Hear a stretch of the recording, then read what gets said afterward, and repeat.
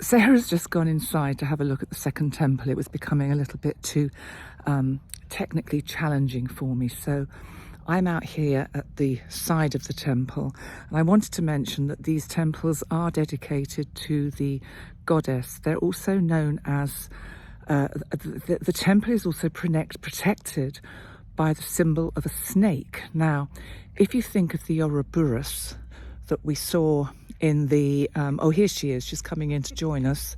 Here she comes.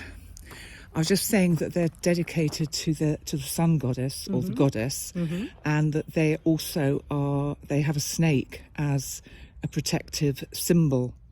And I'm thinking of our symbol that we saw in the sky, the Ouroboros, which is the beginning, the cycle of birth and death. Yeah. And if I sound out of breath, it's because I am, because I haven't done so much walking as I've done today in the last year, which is not very much by normal people's standards, but there you go, and here we are. And I've still got to get back to the car.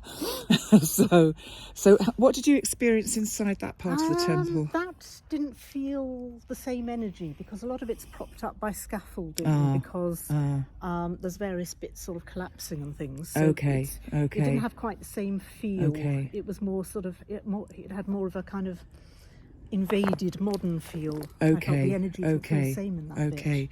Did you know that they were actually roofed? They had roofs, so they were like a dome, and the inside was painted with red ochre, and so it was to represent the inside of the womb, and so it was very much a feminine culture.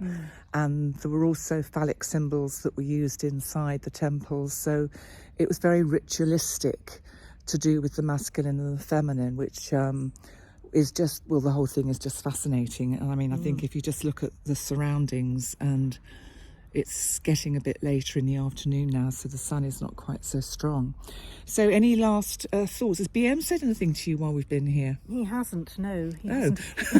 I think he's on a lunch break because it's afternoon, so I think he's got into the Mediterranean way of life, and he has siestas. Right. So I often don't hear from him between about 12 and 4. So, Right, yeah, right. So I think he sort of goes off and has a little nap. Okay. Because obviously he's very nocturnal.